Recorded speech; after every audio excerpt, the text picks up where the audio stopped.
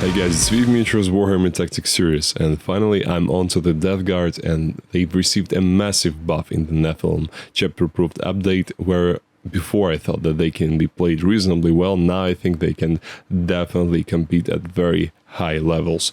So without further ado, let's dive right in. And as the tradition suggests, we'll start with the strength of this army, and in this case, the first and biggest strength that they always had and always will have is their resilience. They are known for being very hard to shift. Their resilience comes from mainly three sources. First of all is their army rule. It's called Disgustingly Resilient. It's a -1 damage on their whole army, so the whole army is like dreadnoughts. The next thing is that they have increased toughness all over the board, so their infantry is toughness 5, their terminators, their plague marines, the cheap infantry is toughness 4, the poxwalkers, and some of their tanks, mainly the plague burst crawler, is toughness 8, which is also quite unusual. And also their contagion discipline has two very important buffs. First of all is a good old -1 to hit, miasma of pestilence, and the putrescent vitality for +1 toughness, +1 strength, which can be applied to your terminator, for example, unit, to make them toughness 6. The latter buff is very important because you can choose whether to apply that on your terminators if, for example, there are a lot of strength 6 weapons in your opponent's army or strength 5, or apply that to your poxwalkers, to your poxwalker unit, to make them toughness 5 and make them more resilient against, for example, bolter type weapons. Moreover, the Inexorable company have a very nice stratagem that I think makes it the best company to pick. It's the 1 command point -1 to the charge when your Death Guard unit is selected as a target of the charge. So a very important buff, and I've myself encountered the use of the stratagem against me, and it was devastating when, for example, I had a 7-inch charge against a Demon Prince of Death Guard, and then suddenly I have a 9-inch charge to make, and I fail it because I roll like an 8. So it was very unpleasant, and it's a very strong stratagem to have. In addition to being resilient, they are also quite unstoppable. So they have a rule called Inexorable Advance, and it means that infantry can ignore all move, charge, and advance modifiers. So they don't care about difficult terrain, they don't care about stratagems that reduce the distance of a charge, they don't care about anything that modifies the way they move, basically. So it's very important considering that they have move 5 across the board, so they aren't really that fast innately. And also they have a rule that allows vehicles to ignore -1 to hit for shooting into combat, which is great considering that sometimes the plague burst crawler may be tagged and you'll be able to shoot into combat with full efficiency, of course without the blast mortar on the top of the tank. In addition to being tough themselves, they also decrease the toughness of nearby units with the Contagions of Nurgle ability. Basically, from turn 1 to the last turn, the aura increases up to turn 4, and it's initially just an inch, then it's 3 inches, then it's 6, and then on the 4th turn it's 9 inches of -1 toughness, and it affects units both in shooting and in melee, so if you are close by, your shooting also gets better. It's effectively a situational +1 to wound, because sometimes decreasing the toughness of the dreadnought from 7 to 6 will do nothing for you, but in many cases when, for example, you are attacking Space Marines and you have a strength 6 weapon, you will suddenly be wounding them on 2s. Whilst maybe they aren't the killiest army in melee, they are certainly not to be trifled with. Their weapons, most of the melee weapons, have a plague weapon ability, which is basically an inbuilt reroll once to wound, and also it affects the warlord trait that we'll talk about a bit later. And also they have a wonderful collection of melee units like Death Shroud and Blightlord Terminators, the Plague Marines, the Filtered Blow Drones, and etc. And they're not bad in shooting as well, because their Plague Burst Crawlers are extremely efficient at their current price of 145 points for a 12 wound tank that has toughness 8, -1 damage, 5 up invulnerable save, armor of contempt, and also can shoot into combat with no minuses except for the mortar, and has 3 shooting weapons on it. So a wonderful tank for your army. Mephitic Blight Haulers are also a great shooting platform. They have some close combat potential, but they are more, I consider them to be more of a support shooting choice, and they are a bit cheaper than the Plaguebearer Scrollers. They cost 120 points, and for that you get 2 multi-melta shots, a crack missile shot, and as I said, some close combat capability, a little bit. Also, they are very hard to shift because they don't degrade. They subtract 1 from the hit rolls if you target them in melee. They have a great stratagem that allows them to reduce the number of shots on each weapon that targets them for just 1 command point if it's a unit of 1 or 2, or 2 command points if it's a unit of 3 Mephitic Blight Haulers. In terms of scoring and actually playing the game, they have a wonderful ability to hold objectives thanks to having OPSEC on their Terminators, the Dash Shrouds and Blight Lords both, and they have cheap as dirt troops, Poxwalkers, that cost just 50 points for a squad of 10. Again, after the Nephilim updates, they've lost 10 points for each squad, so now they cost only 50. They have a glorious collection of secondaries. I will not talk about them now, I'll talk about them a bit later in this video, but rest assured they are awesome. They have one of the best CP regeneration abilities from the Talisman, that's the character they have, and last but not least, they have Mortarion, which is a unique model in and of itself, and we'll talk about his strength a bit later in this video. But as any army should, the Death Guard also have their weaknesses. First of all, the army is relatively slow, as I said, and even though this is slightly offset by the fact that they are virtually unstoppable thanks to inexorable advance, you have to work around the slowness, because it's one of the characteristics that is highly punished in 40k, because you need to get to those further objectives. You sometimes need to go back and clear your home objective, and if your army is too slow and you can't move around, you will be at a disadvantage. Shooting isn't bad, as I said, but mostly they don't have any rerolls, because the 2 main platforms that you have for shooting, the Mephitic Blight Haulers and the Plaguebearer Scrollers, are both not core, so they don't get rerolls to hit, only rerolls to wound for the plague weapons, which the Mephitic Blight Hauler doesn't have any shooting plague weapons. In case of the Crawler, the Mortar and the Entropic Cannons both are plague weapons, so you get the reliability, some sort of reliability on the wounding part, but not on the hitting part. They don't get enough damage 3+ weapons. I'm pretty sure that that was done deliberately, because they wanted to limit the amount of damage that this army can do, and one of the best ways to limit that is not giving them enough damage, actual damage characteristic on their weapons, because a lot of stuff in 40k now has -1 damage, and when you have a lot of damage too, that's not that great. It's much better to have damage 3. So the Terminators, for example, only have damage 1 on most of their weapons, their robotic axes and swords, but that's offset by the fact that they have quite a lot of attacks. They hit well because they have core and they have a 1 CP strat to bump up their hitting, +1 to hit basically the Fury of the First of the Space Marine book. And they also get buffs from the Arch Contaminator Warlord Plate, which we're gonna talk about a bit later. So yeah, the combat isn't bad by any means, but it's not like kill anything you touch combat. At least you need to build around that, and you need to actually play in such a way that the units that can do such damage are in a correct position. Mortal wounds are a big problem, as with any tough armies like Custodes, like Space Marine Dark Angels, like the Death Guard themselves. The toughness, the invulnerable save, the -1 damage is nothing against mortal wounds, so watch out against that, but you have Poxwalkers to screen out the smites.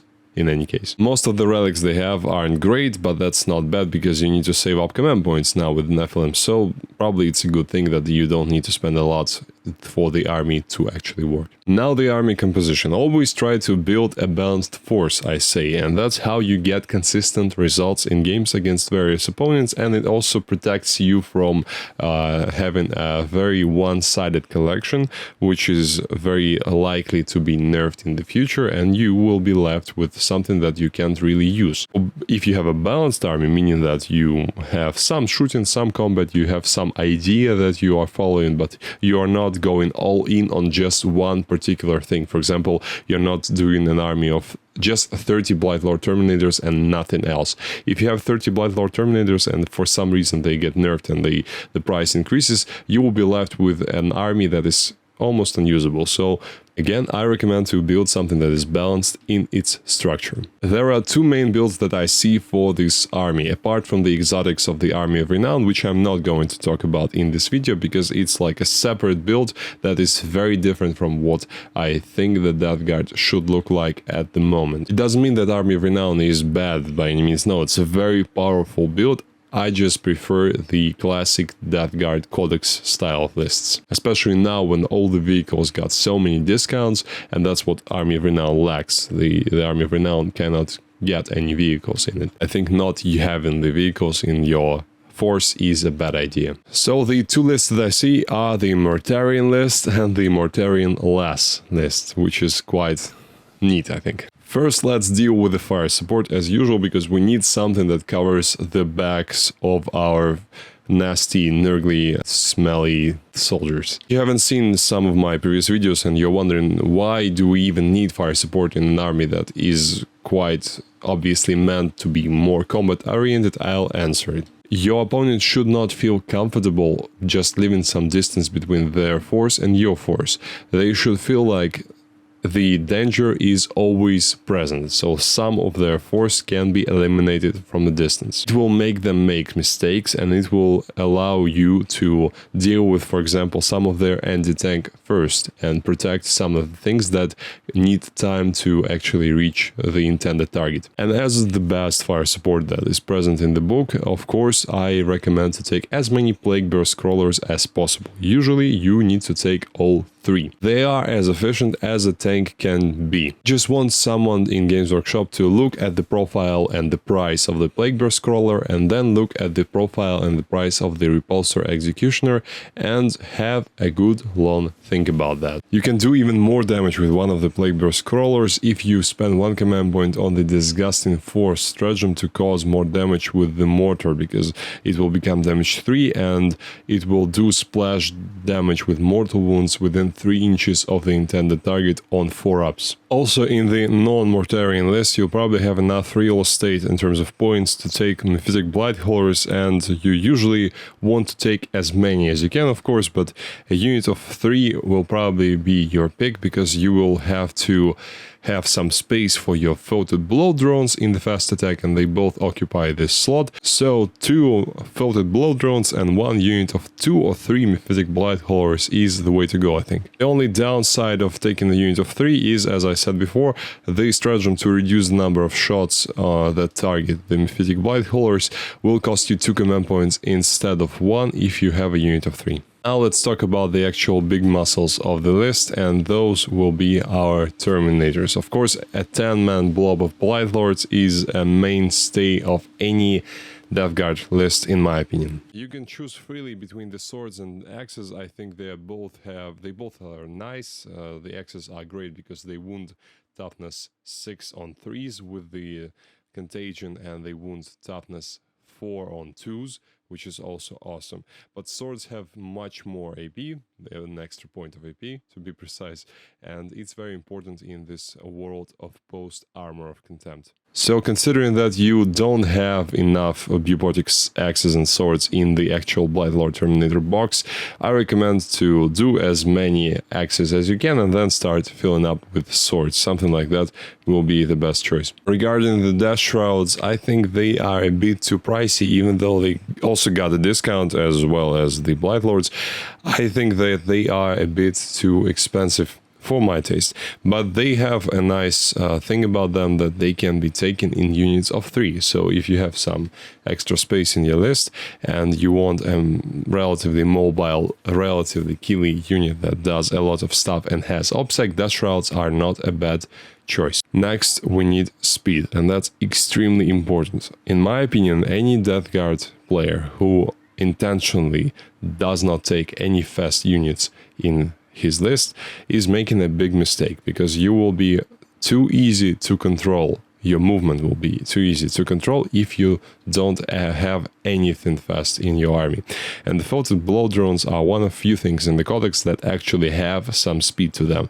A 10-inch move and fly keyword, to be precise. The movement isn't bad, but the fly keyword is what makes all the difference, because you will be able to basically ignore all the units and terrain in front of you, which is very important in the world where a table on a tournament can have up to 8 or 9 ruins. And here is a very important point. The Mortarion list must start with 3 faulted blow drones, in my opinion. I understand that you will fill out your fast attack completely, but it doesn't really matter, because for fire support you have your Plague Burst crawlers, and you need something to cover the back of Mortarion. Because if you only have one fast thing in your army, Morty, he will draw all the attention, and when finally he succumbs to his injuries, they will just switch their attention to the rest of your army. This combo is too easy. Believe me, I've played against it and I know what I'm talking about. You need something fast to draw attention from Mortarion, or at least punish the opponent if they actually did not pay any attention to the oncoming threat of the faulted blow drones. And 3 of those drones is a good spearhead that can actually do a lot of damage to almost anything in the game. In terms of character support, both lists should have at least one malignant playcaster, because he's like a librarian, but a bit better because he does some extra mortal wounds if he successfully casts psychic powers in the psychic phase. He's great, he's not that expensive, and the most important part is you need him to fill out the battalion, because he's the cheapest HQ that you can find in the codex. 2 other take if you can characters are the Foul Blightspawn and the Teleman. The Foul Blightspawn is a wonderful stuff that you, if you can afford him, because he does wonders helping your Terminators survive against melee armies. And the Teleman, as I already said, he gives you command points. In your command phase and in your opponent's command phase, you can roll 2 dice, and if you roll 7+ on them, you get a command point. And of course up to 1 per battle round, as the per usual rules. But he can also give +1 to hit to a core unit in your command phase, which in turn will also save you a command point for Vermint Whispers, which you would otherwise probably spend. The Demon Prince and the Lord of Contagion, I like those models a lot, but I don't think they belong in the Mortarion list, and if you are running a list without the Mortarion, the Demon Prince is probably something I would pick over the Lord of Contagion, because you would pay just a couple of points more, but you'll get much more resilience and more threat in combat. In terms of troops, you have basically 2 choices, because I don't consider cultists a choice because of how good the Poxwalkers are. So the Poxwalkers are your dirt cheap troops. You pay 50 points for 10 wounds with toughness 4, 6 up shrug and OPSEC, which is awesome. And Plague Marines are your extra melee threat now, thanks to the free war gear that they get. So all your Plague Marine squads will now come with a whole set of weapons, and you will even get some special shooting weapons in there. So a plasma gun on the sergeant, and perhaps a melter gun in the hands of one of the Plague Marines. And all that just for 105 points. It's a bargain. And as you have probably already guessed, I recommend to build the list in a battalion detachment, because you don't have the command points to build a vanguard in the Nephilim meta. You need all your command points on the table, and you cannot spend a lot of those pre-game. Plus, your troops are so great nowadays that you don't even need to pass them. They are not attacks, they are a great addition to your army. Now finally we move on to the special characters, and we must start with him, the one, the only Mortarion. Smelliest boy in town, his resilience incarnate. 18 wounds, toughness 8, 4 up invulnerable save, -1 damage, 5 up shrug, no overwatch or set to defend within 9 inches of him, no rerolls to hit and wound within 9 inches of him, no auras within 3 inches of him unless those auras are psychic powers, armor of contempt which will help against AP 1, a beast in combat with 7 attacks at strength 16 AP4 and damage D3 +3, or 21 attacks at strength 8 AP2 and damage 1. And he rolls once to wound, obviously, because both of those profiles are plague weapons. He is a Primarch, obviously, so one character, himself included, or a core unit can reroll all hits if selected for this ability, plus or core reroll once to hit within 6 inches of him because he's the Lord of the Death Guard. And plague weapons reroll all wounds in melee and shooting within 12 inches if they target something that is within 12. That's what the Arch Contaminator trait does, the one that I've promised to talk about a bit later. A very important damage amplifier. But most importantly, he is fast, for Death Guard purposes, of course. He has a 12-inch move and fly, which means that he will actually be able to reach something relatively fast, unlike most of your army. So that's why you need those floated below drones to cover up for him. So if he is killed, then they are alive, and if they are dead, then he actually reached the target that you wanted him to reach. It's not that killy. He will do a lot of damage, don't get me wrong, but you should not expect for him to wipe away just whole units. He will do that partially sometimes, but his best role is to be a fire magnet, and a very uncomfortable fire magnet, because he's fast and he's really that hard to kill. And if he has at least one wound left, he will be very efficient, because only his movement and his attacks degrade, and in the lowest degrade he will have at least 5 attacks that will still hit on 2s, reroll on 1s probably, and reroll on 1s to wound, and wounding anything on 2s. That's why I like the idea of having Mortarion in the Death Guard lists, because if you actually try to not include him in your army, what ends up happening is that you swap him for like a couple of characters and upgrade somewhere extra war gear, somewhere maybe 1 extra Mephitic Blightholder, and that's it. So you have not changed anything drastically in your army, but you have lost Mortarion. So that's just how I like to think about Death Guard lists. If you don't like him, or for some reason, I understand that completely. And he also knows 3 powers, he casts 2 powers and denies 3, so he is not a bad caster in addition to all the previous stuff that I've talked about. And one more thing, in addition to all the defense that he already has, you can also cast the Miasma of Pestilence on him and make him -1 to hit. So in addition to all the other layers of protection, he also can be -1 to hit. And the other character, special character we have here is Typhus, or First Captain Typhon, as he was called in the Heresy. He is a buffed up Lord of Contagion who can cast psychic powers, in essence. He has 6 attacks hitting on 3s, strength 7, AP 3, damage 3, or 12 attacks hitting on 2s at strength 5, AP 1, damage 1. So 2 profiles just like Mortarion.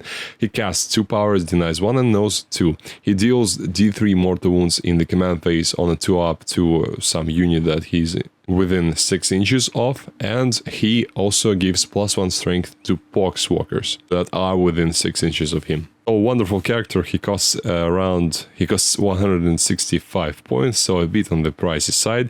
That's the only problem I have with Typhus, is that you can take Demon Prince and he will do most of the stuff that Typhus does, but probably even better in some cases. So he's an auto take if you are running a whole bunch of poxwalkers, but if you don't, I recommend to look at the Demon Prince instead, because they both do mostly the same stuff for your army. Cast psychic powers, give reroll 1s to hit, and do some combat. Now let's talk about the secondaries. They are all great here. There is not a single bad secondary now after the Nephilim update, and we'll start with the No Mercy, No Respite category, the Fleeing Vector's secondary. You score in 2 ways. At the end of each player turn, you score 1 victory point if 7 or more models were destroyed by attacks made by Death Guard models from your army, and if 7 or more of those models were destroyed by plague weapons, you get an extra point.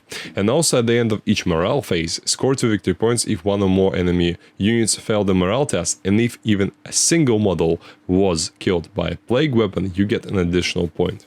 What I like about this secondary is that it basically makes you do the stuff that you would already be doing. You would be killing your opponent and you would be trying to make them fail morale. So a great secondary all in all. I recommend to use it whenever you can, especially now when while Stand We Fight is gone and you cannot take it in the No Mercy, No Respite category. There is no reason for you to hold out on the Fleeing Vector. Next is the Battlefield Supremacy, Despoiled Ground. I like this one a lot because it gives you 5 conditions that you can satisfy at the end of the battle, and you get 3 victory points for each one that you satisfy. Previously you got 4 points for each one, but there was a big catch.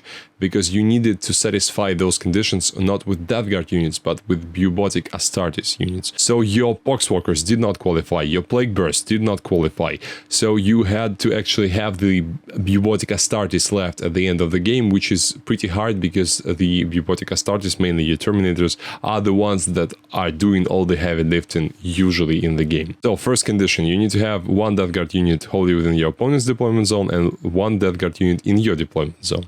Next two conditions are just like your engage on all fronts, so one or more units should be wholly within 3 table quarters or 4 table quarters, the second condition, and more than 6 inches away from any other table quarters. The fourth condition, you should control half or more total number of objective markers on the battlefield, and they should be controlled by Death Guard units, obviously. So another great one, it's like a mini Stranglehold, which is again gone from the game, so it's great to have it at least in some form here in the Battlefield Supremacy category.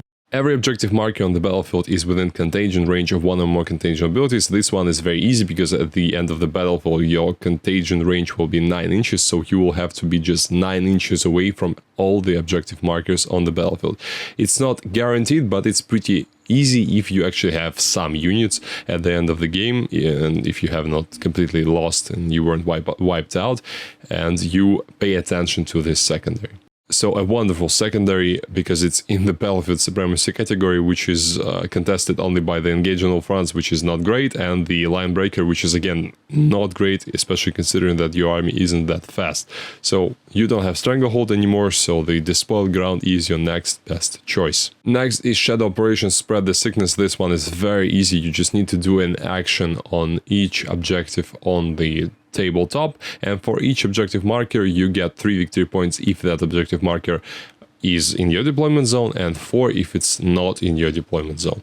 The only condition that you must fulfill is that you need to actually control that objective marker. You cannot do that if your opponent is controlling. This action can be performed by any Death Guard infantry units, but if the unit does not have OBSEC, which most of your infantry do have OBSEC, you must roll a d6, and only on a 4+ you actually perform this action. A great secondary to have. All in all, I think that taking all these 3 is the best choice for most of the games. I'll probably swap the first 2 in some cases where, for example, opponent has something great like Bring It Down or Assassinate is great against them, and that's it. That's the only thing that I would change from game to game. And perhaps if you are fighting against an army that does not really fail morale and it's very hard to kill a lot of models in it, I would maybe consider taking Warpcraft and choosing this Psychic Interrogation, because it's again a great secondary and you can also gain command points with it. Now let's talk Synergies, my favorite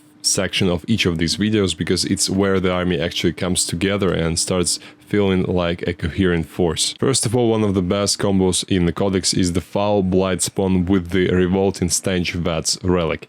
He can naturally pick a unit within 3 inches of him to fight last, but his actual true power comes up when you take this relic for him, which effectively robs enemy units within 6 inches of their charge and fight first privileges and makes them fight normally. And if you also apply his innate ability to them, they must fight last as well. This also turns off any abilities that are associated with the charging. So, for example, Shock Assault ability or the Devastating Charge Super Doctrine of the White Scars. So anything that says if you have charged, then something happens.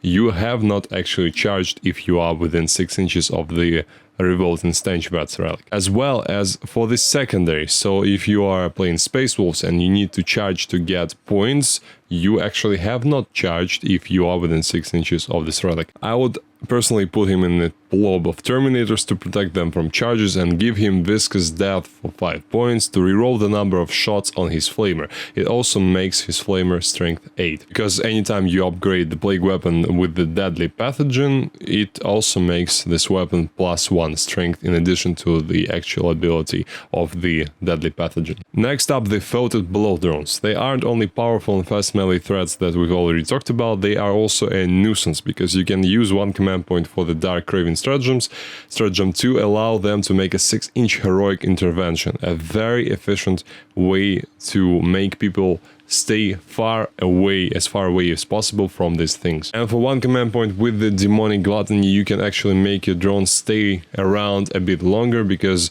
you can use the stratagem to heal a wound for each model that the drone kills in the fight phase up to a maximum of 3. A very efficient way to repair a drone. And what's great about the drone is that he doesn't degrade, so whenever you have at least one wound on it, it fights at the full strength. Moreover, thanks to 2 command point flash outbreak, you can infect, quote-unquote, the drone with the contagion warlord trait of your choice. For example, Ferric Blight from the Inexorable Company, which increases the AP characteristic of weapons that target the enemy units that are within contagion range of such model with this contagion. Poxwalkers are already great and one of the best models in the book, but you can also make them even better if you use 1 command point for the Dead Walk again, which reanimates all of the dead models on 3s. You can only use the stratagem once per game on each unit, but it's still very efficient. If you had a squad of 10 that has now only 2 models left, you roll 8 dice and they will be coming back on 3s, which is wonderful. And for 1 command point, you can use Mutant Strain to allow your 50-point unit to punch way above its weight. You do a mortal wound on every 6 to hit, not to wound, but to hit, with each of your 20 attacks.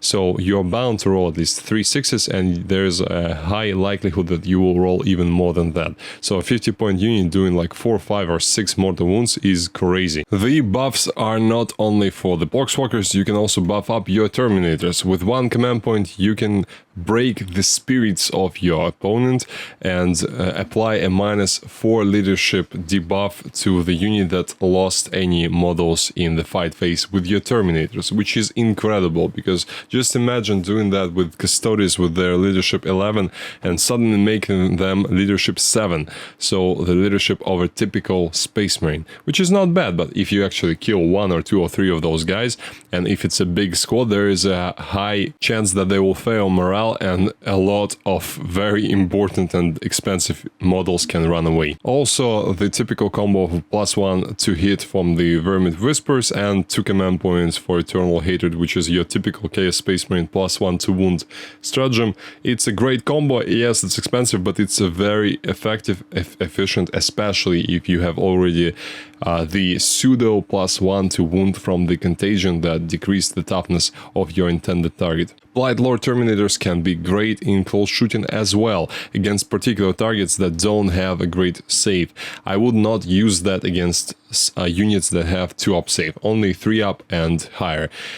Because you don't have any AP on your bolters. But if you use the 1 command point virulent rounds to give the plague weapon ability to your bolters, and you have like 36 something like that shots in your squad, 36, 32, depending on how many flails you have in your 10-man blob. And with the Arch Contaminated Warlord trait nearby, when targeting units within 12, you will be rerolling all wounds with your bolters, which is a crazy amount of wounds against almost anything. The only problem, again, is that they don't have any AP, so don't shoot at 2-up save. And lastly, if your character is stuck in combat, you can help him out with 1 command point Diseased Affluence to deal 2d3 mortal wounds on a 2-up plus to a unit within engagement range of him, and also it deals a mortal wound to the character himself, so be careful and don't kill your character with that stratagem. And lastly, the Relics. The Plague Skull of Glorfila is a nice relic that allows you to once per battle at the end of your movement phase select an enemy unit within 6 and roll 7d6. For each 4 to 5 the unit suffers 1 mortal wound, and for each 6 the unit suffers d3 mortal wounds. I've been on the receiving end of this grenade, and I can assure you it's not great to be there, so it's a very efficient way to deal with some pesky unit that is in your lines, maybe a character, because you can freely select anything that is within 6 inches. It's not a shooting attack, so the Lookout Cert does not work for it. You can just select a unit within 6 and roll 7d6 and so on and so forth. So you are very free in the way you can use it. You can even use it after falling back, you can use it after advancing, any way you want it. So a great command point to spend here. The Suppurating Plate, it's an armor relic. It gives 2-up save to the model in question and also does a mortal wound on a 2-up back into the unit that wounded the character in the fight phase. It's essential on a Demon Prince because you should do your best to make your Demon Prince survive as long as possible, especially in combination with the Halcyon Physique Warlord trait, which gives you +1 toughness and +1 wound, and makes your Demon Prince 9 wounds and toughness 7 with the 2-up save and armor of contempt, but it's non-essential for any other characters. Reaper of Glorious Entropy, a nice and balanced relic, a pimped up Man Reaper basically, so it has strength 8 instead of strength 7, AP 3 and damage 3, and no -1 to hit unlike the actual Man Reaper, and 6 to wound, do mortal wounds in addition to normal damage. It's non-essential, and you can even partially imitate it with the Virulent Fever Deadly Pathogen, because you'll get the strength 8, you will get the 6 to wound, do mortals, and the only thing that will be different is that you will still have -1 to hit on your Man Reaper. So if you don't want to take the relic and instead you would like to spend the 20 points, that's some way to do it. The Revolt and Stench Vats, already mentioned it, essential if you have a Foul Blightspawn, and you can't take this relic if you don't have the Foul Blightspawn, so let's move on. Warp Insect Hive, it's the 3rd company relic, it's only available for the Mortarion's Anvil characters, so if you are actually playing the Mortarion's Anvil, get this relic because it's great for any combat character. It's a full reroll to hit and full reroll to wound. Stick it on your Demon Prince, it's even more important than the Suppurating Plate, and you will make an absolute blender out of this guy. But if you are playing in Inexorable, like I will probably do, don't worry, because it's not that critical. Now the roster example, finally, it's a Battalion Detachment and the Play Companies in the Inexorable, two of the best options in my opinion. This is the Mortarion less list, because basically what you'll do if you want to build a Mortarion list is you would get rid of the Mephitic Blight Horrors, stick in the Faulted Below Drone extra one, and save up some points on the characters. That's basically how you would build a Mortarion list. But here's this one. The HQs are the Death Guard Demon Prince, and he has Warlord trait Halcyon Physique and the Relics Suppurating Plate with the Psychic Power Curse of the Leper. It's a typical damage Psychic Power. I will not talk about it now. Malignant Plaguecaster has Miasm of Pestilence and Putrescent Vitality, the typical combo, the best one probably in the book. The Malignant Plaguecaster has a typical Miasm of Pestilence and Putrescent Vitality psychic powers.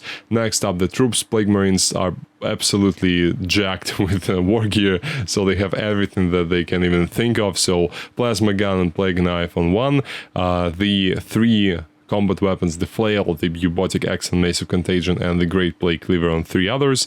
The champion has a Power Fist and another Plasma Gun, so some shooting, some combat for your Plague Marine squad. The 2 units of Poxwalkers, nothing to talk about here. Elites are Blightlord Terminators, a unit of 9 with Bubotic Swords, a Foul Blightspawn with the Arch Contaminator Warlord trait and the Revolt and Stench Vats, the Tallyman with no relics, no traits, 2 Faulted Blow Drones with Flash Mowers, 3 Mephitic Blight Haulers, and 3 Plague Burst Crawlers. Oh, this was a long video. Sorry if this was a bit too long for your taste. I just really wanted to make sure that you get all the information you need to really use this army competitively as best as possible. And if you have any other questions, please let me know, and I'll see you next time.